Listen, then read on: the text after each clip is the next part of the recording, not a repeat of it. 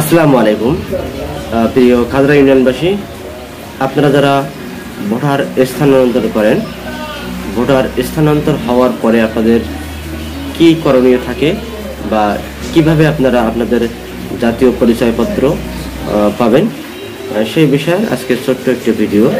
আশা করি আপনাদের উপকার হবে।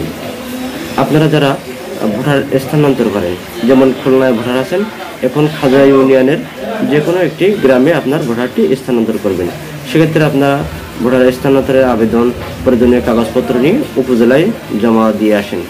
উপজেলায় জমা দিয়ে আসার পরে কিছুদিন পরে মেসেজ আসে যে আপনার আবেদনটি মঞ্জুর করা হয়েছে, অনলাইন থেকে আপনার আইডি কার্ডটি ডাউনলোড করে নিন।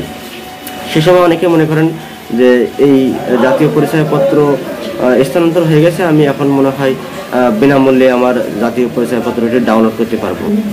তো সেই ক্ষেত্রে যেটি করণীয়, আসলে সরকার বিনামূল্যে স্থানান্তরিত হওয়া আইডি কার্ড বিনামূল্যে ডাউনলোড দেয় না। সেক্ষেত্রে আপনাকে সরকারের নির্ধারিত ফি জমা দিতে হবে। সরকারের নির্ধারিত ফি জরুরিভাবে হলে 351 টাকা এবং সাধারণ হলে 236 টাকা। এর সঙ্গে আপনারা যারা বিভিন্ন কম্পিউটার দোকান থেকে কাজ করে থাকেন, তাদের মজুরি ওখানে যোগ হবে। শুধুমাত্র আপনি নির্দিষ্ট সরকারি ফি জমা দিয়ে তারপর আপনি যে এলাকায় ভোটার স্থানান্তরিত হয়েছেন সেইখানের আইডি কার্ড ডাউনলোড করতে পারবেন। এর আগে আপনি কোনোভাবেই আপনার আইডি কার্ড অনলাইন থেকে ডাউনলোড করতে পারবেন না যতক্ষণ না পর্যন্ত আপনি সরকারি ফি জমা দিবেন।